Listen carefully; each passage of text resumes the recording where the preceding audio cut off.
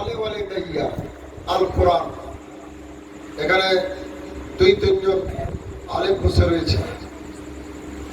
আল্লাহ তাআলা বলছেন, হে আমার বান্দারা, তোমরা আমার শুকর আদায় করো, আমার কৃতজ্ঞতা জ্ঞাপন করো, আর আমার শুকর আদায় করার পরে পরেই তোমরা বাপ মায়ের শুকর আদায় করো, বাপ মার কৃতজ্ঞতা জ্ঞাপন। এই আয়াতের ব্যাখ্যায় মুফাসসিরগণ বলছেন, কোরআনের যারা ব্যাখ্যাকার তারা বলছেন যে আল্লাহ তাআলা পিতা মাতার শুকর আদায়কে নিজের শুকর আদায়ের বরাবর করেছেন। সুবহানাল্লাহ, বিরাট ব্যাপার, বিশাল ব্যাপার। এই জন্য পিতা মাতাকে আল্লাহ তাআলা কত যে মর্যাদা দিয়েছেন, সম্মান দিয়েছেন, বর্ণনা করে শেষ করা যাবে না। হাদিসের মধ্যে এসেছে যে তোমার পিতা মাতা যদি কাফিরও হয়, মুশরিকও হয়, ইহুদিও হয়, খ্রিস্টানও হয়, এক কথা নন মুসলিম ও যদি হয়, তবুও তাদের সাথে পিতৃসুলভ মাতৃসুলভ আচরণ করতে হবে, অর্থাৎ মায়ের মতো বাবার মতো আচরণ করতে হবে। হ্যাঁ, তার ধর্ম তুমি মানবে না, সে কথা আলাদা, তার ধর্ম মানতে হবে না, কিন্তু মাতৃসুলভ পিতৃসুলভ আচরণ তাদের সাথে করতে হবে। দয়ার নবী প্রেমের ছবি পবিত্র জবানে বলেছেন, হাদিসের শব্দ হচ্ছে ওয়াইন সালামাহু, ওয়াইন সালামাহু। তোমার পিতা মাতা যদি তোমাদের উপর অত্যাচার করে, জুলুমও করে, তবুও তাদের সাথে পিতৃসুলভ মাতৃসুলভ আচরণ করতে হবে। কথা বুঝতে কি অসুবিধা আছে? অসুবিধা হবে, ইনশাআল্লাহ আচরণ করতে হবে। নন মুসলিম কারো যদি মা হয়, নন মুসলিম যদি বাবা হয়, আর সে বা তারা যে ধর্মের লোক সন্তানকে বলছে যে আমি ধর্ম করতে যাবো, ধর্মস্থানে যাব, আমাকে একটু রেখে এসো, তো বলছে যে তার ধর্ম মানা চলবে না, কিন্তু পিতাকে মাতাকে এ ব্যাপারে শারীরিক যে অক্ষম রয়েছে, শারীরিক অক্ষমতা রয়েছে, চলতে পারছে না, এই চলতে পারাতে তাকে সাহায্য করতে হবে। বিরাট ব্যাপার, বিশাল ব্যাপার। সুবহানাল্লাহ। হাদিসের মধ্যে চাল মালো ওয়াল বানুনু লিআবিহি, সন্তান এবং সন্তানের সম্পদ কার? পিতা মাতা। আপনাদের কষ্ট হবে, বুঝতে পারছি, হজম করতে খুব কষ্ট হবে। অর্থাৎ ছেলের পকেট থেকে, মেয়ের পকেট থেকে পিতা মাতা যদি না বলে টাকা বের করে নেন, তাহলে নিতে পারে। বাপ মা যদি ছেলে মেয়ের কাছে ধার নেয়, ঋণ নেয়, এটা ঋণ নয়, এটা ধার হবে না, কারণ ওর টাকা তো নিজের টাকায় নিচ্ছে, নিজের টাকা তুলে নিচ্ছে। ছেলের মেয়ের বাগান থেকে বাপ মা যদি না বলে আম পেড়ে খায়, জাম পেড়ে খায়, কাঁঠাল পেড়ে নেয়, কোন ফসল তুলে নেয়, নিতে পারে। এর জন্য ছেলের অনুমতি নিতে হবে না, যেহেতু সে হচ্ছে সন্তানের মালিক। আমরা বর্তমান যুগ এমন একটা যুগ, এই যুগে কিছু মানুষ, সবাই নাকি কিছু মানুষ বাপকে বাপ মনে করে না, আর বাপকে বাপ মনে করে না, বাপকে বাপ মনে করছে না, বাপকে বাপ মনে করছে না। তা না হলে এত বিপদ আছে। আজ আষাঢ় মাস শেষ, দিন হয়ে গেল, এখন পর্যন্ত বৃষ্টি হচ্ছে না, বৃষ্টি হচ্ছে না। এই নিয়ে বহু জায়গাতে ইস্তিসকার নামাজ হলো, হচ্ছে, আরো হবে। ইস্তিসকার নামাজের অর্থ হচ্ছে আল্লাহ তাআলার কাছে মুনাজাত করা, ফরিয়াদ করা, দোয়া করা বৃষ্টির জন্য। আল্লাহ যদি দয়া হয় তিনি বৃষ্টি দেবেন, তিনি তো বৃষ্টি দেবেন। কিন্তু আল্লাহ তাআলা বৃষ্টি কখন বন্ধ করেন? হাদিসের মধ্যে হচ্ছে আমার বান্দারা, মানুষেরা ওজনে যখন কম দিতে আরম্ভ করবে, ওজন নেওয়ার বেলাতে বেশি নিবে আর দেওয়ার বেলাতে কম দিবে, এই কারবার যখন শুরু হয়ে যাবে তখন তিনটি বিপদ তাদের জন্য আসবে। তিন প্রকারের বিপদ তাদের জন্য রয়েছে। তার মধ্যে একটি হচ্ছে অত্যাচারী শাসক তাদের জন্য নিযুক্ত করে দেওয়া হবে। এটা কি আর বাকি আছে নাকি? এটার বাকি আছে? অত্যাচারী শাসক তাদের উপর নিয়োগ করে দেওয়া হবে। আর দ্বিতীয় হচ্ছে তাদের মরণ কঠিন মরণ করে দেওয়া হবে, সহজ মরণ হবে না, সাংঘাতিক কঠিন। আর 3 নম্বর হচ্ছে যে তাদেরকে দুর্ভিক্ষের মধ্যে ফেলে দেওয়া হবে। অনাবৃষ্টি হতে পারে, আরো অন্যান্য দুর্ভিক্ষের যে কারণ আছে তাকে কাহাতশালী বলে। ফসল হবে না, বৃষ্টি হবে না, ফল হবে না, দুর্ভিক্ষের মধ্যে ফেলে দেওয়া হবে। জগৎ বিখ্যাত আল্লাহর ওলি হযরত শেখ সাদি শিরাজি রাদিয়াল্লাহু তাআলা তার গুলিস্তা কিতাবের মধ্যে লিখেছেন যে বৃষ্টি বন্ধ কখন হয়? তিনি লিখছেন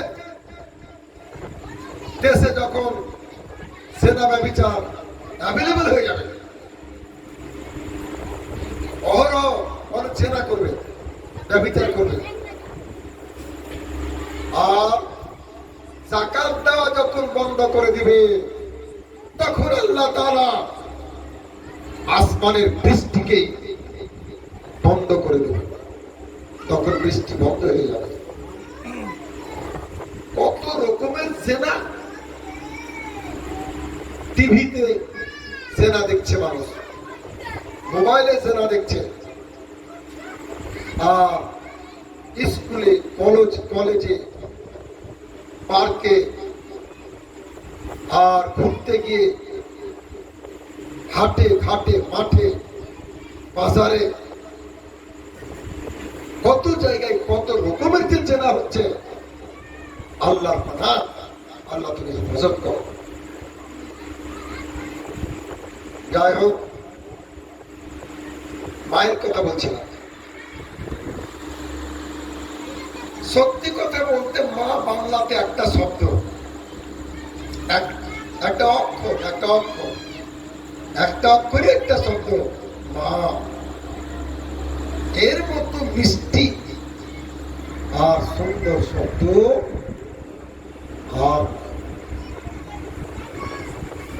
আর পাবেন না, খুব কম। ওলামায়ে কেরাম বলেছেন যে তাম পৃথিবীর সমস্ত মায়া মমতাকে যদি তারা জুড়ে এক পাল্লায় রাখো, আর শুধু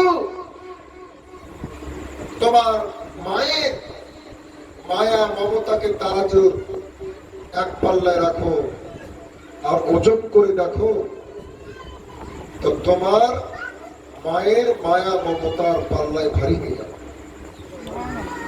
হবে, অবশ্যই। আটলান্টিক মহাসাগরের, প্রশান্ত মহাসাগরের তল আছে, কুল কিনারা আছে, কিন্তু সত্যিকারী অর্থে মা যে সন্তানকে মহব্বত করে, ভালোবাসে, তার কোন কুল কিনারা নাই, তার কোন তল। সুবহানাল্লাহ বলে। আমার বক্তব্য শোনার পরে অনেক বৌমা চিন্তা করবে যে মুফতি সাহেবের বক্তব্য একতরফা হয়ে যাচ্ছে, তো মায়ের পক্ষে যে চলে গেল, এই কথা সঠিক নয়।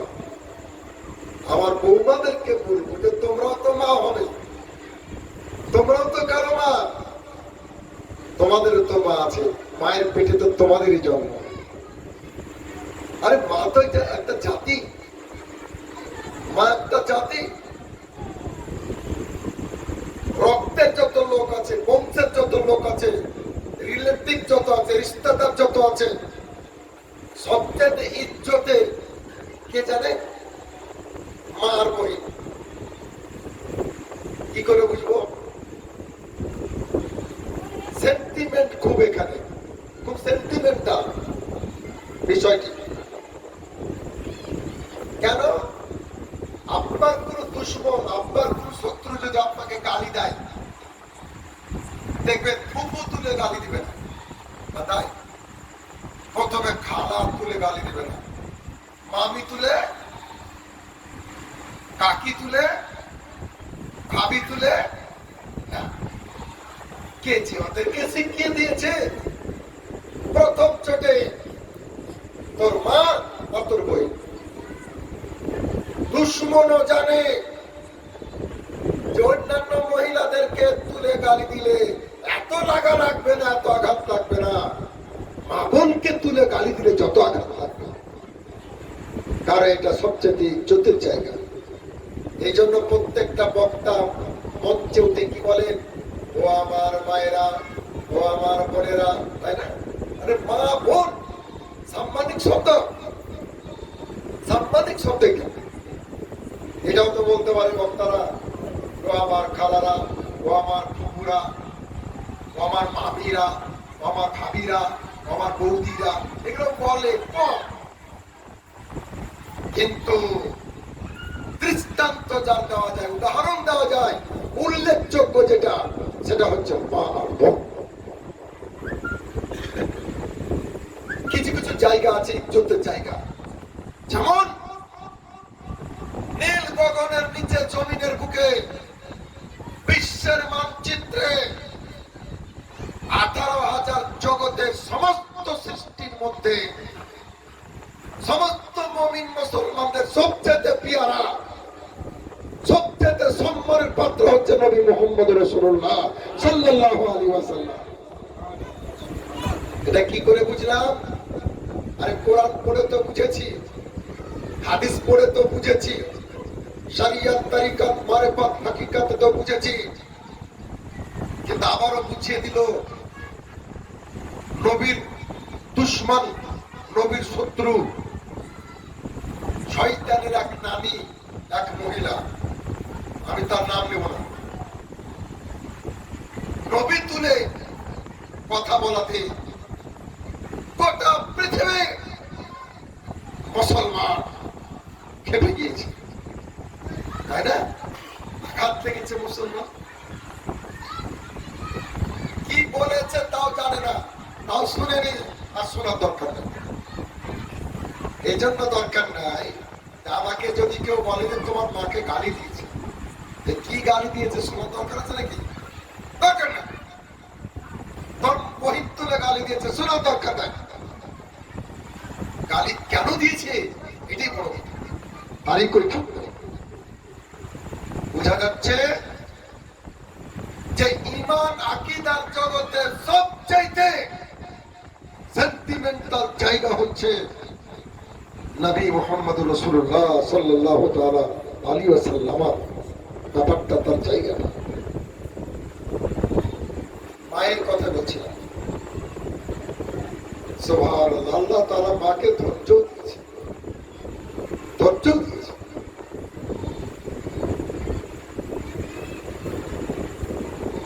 এক ছেলে কপাল পোড়া হতভাগা, ক্ষমতা থাকা সত্ত্বেও মাকে দেখে না, মায়ের হক আদায় করে না। তাই গ্রামের লোক ওই ছেলে বিচার করবে, বিচার দেখেছি, সালিসি বসেছে যে তোর মাকে কেন দেখবে না, কেন খেতে দিবে না, কেন পোশাক দিবে না, তোর বিচার। বিচারের জায়গাতে ছেলেকেও রাখা হয়েছে, পর্দার আড়ালে মাকেও রাখা হয়েছে। মায়ের জান, মায়ের হৃদয়। মা বিচারে বকিয়ে বলছে আমার ছেলেকাই মাফ করবে, তোমরা কিছু করবে না, মাফ করবে। বিচারের লোক বললো তোমাকে খেতে কিন্তু দেবে না, আমরা রাজি। কোন পোশাক দেবে না, আমরা তাও রাজি। বার্তা রাখবে না, তাও রাজি। বলছে আমার তুমি কি চাও? এই অত্যাচারিতা, নিপীড়িতা, নির্যাতিতা, বঞ্চিতা, বিধবা, অসহায়, অক্ষমা ছাড়া এই গর্ভধারিণী জননী জনম দুঃখিনী হ্যাঁ 10 ভরা লোককে বললেন আমার সন্তান, আমার ছেলে বেঁচে থাক, আর আমার সঙ্গে যখন দেখা হবে একবার যদি মা বলে ডাকে আমার কলিজা ঠান্ডা নেই।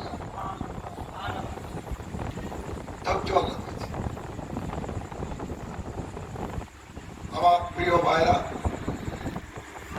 বর্তমান যুগে যোগ্য ছেলেরা মায়ের খিদমত করতে কি স্বাধীন? আমার গবেষণা অনুযায়ী স্বাধীন নয়, স্বাধীন নয়।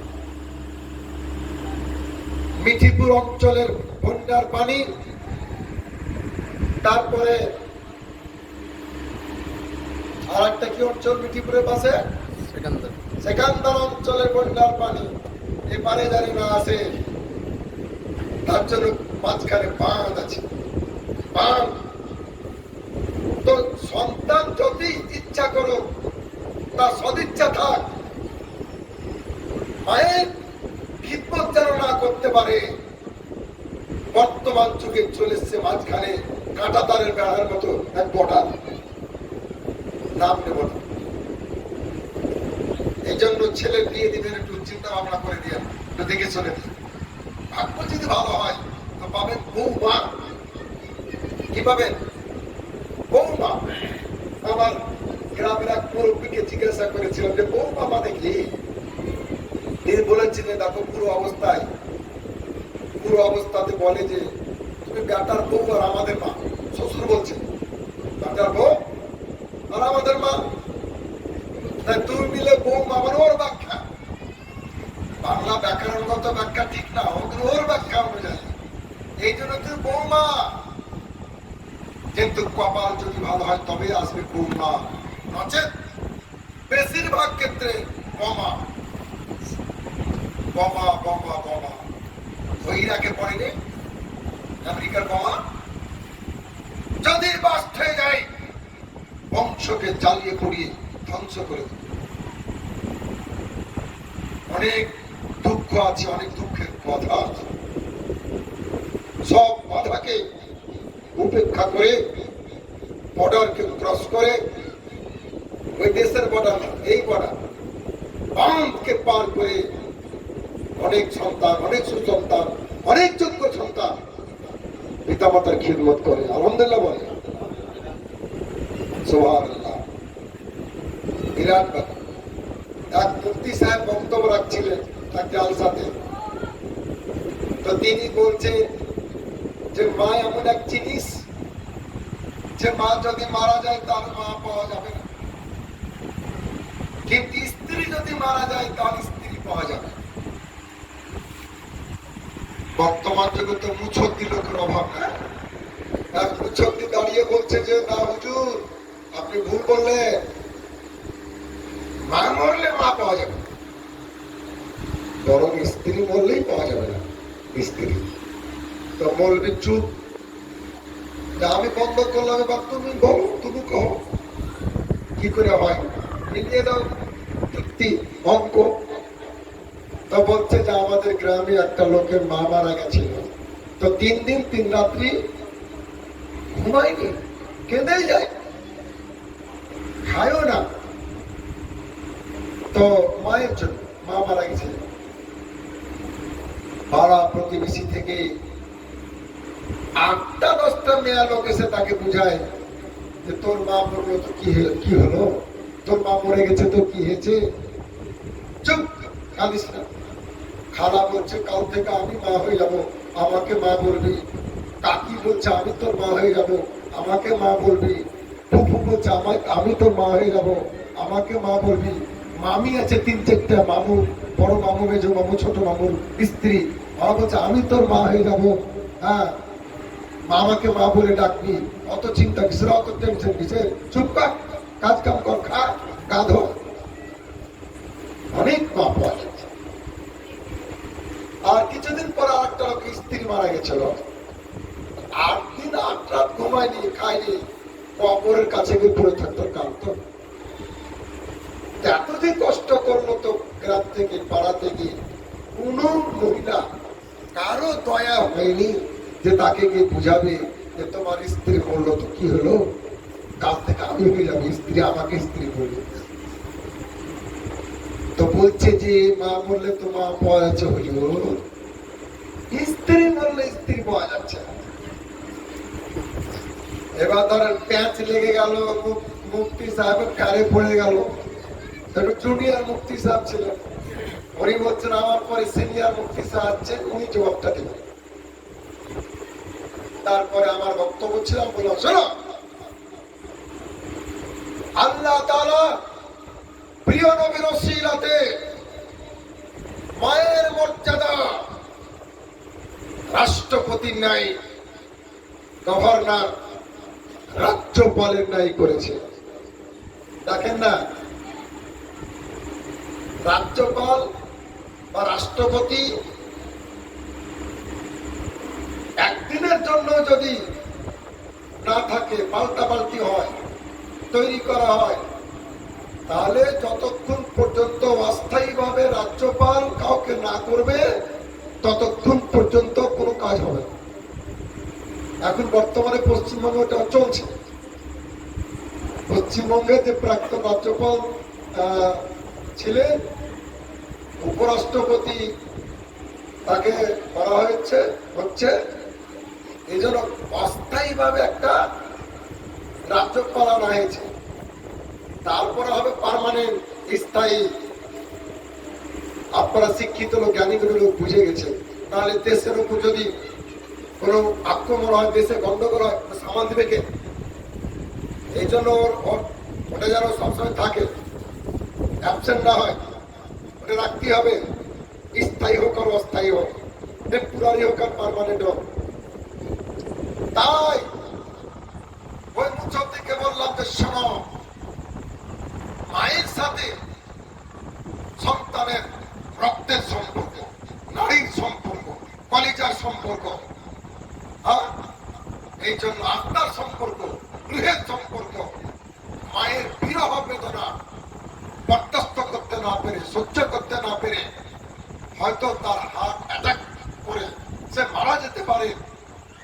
এই জন্য কিছুক্ষণের জন্য টেম্পোরারি, অস্থায়ী মা সেজে তাকে সান্ত্বনা দেওয়া হয় আর তার প্রাণ রক্ষা করা হয়। অন্যদিকে স্ত্রীর সাথে মিস্ত্রির সম্পর্ক থাকে ঠিকই, কিন্তু আত্মার সম্পর্ক থাকে না, রক্তের সম্পর্ক থাকে না, নারীর সম্পর্ক থাকে না, ব্লাডের সম্পর্ক থাকে না, আত্মার সম্পর্ক থাকে না। হ্যাঁ, সম্পর্ক ভালো থাকে, অবশ্যই থাকে।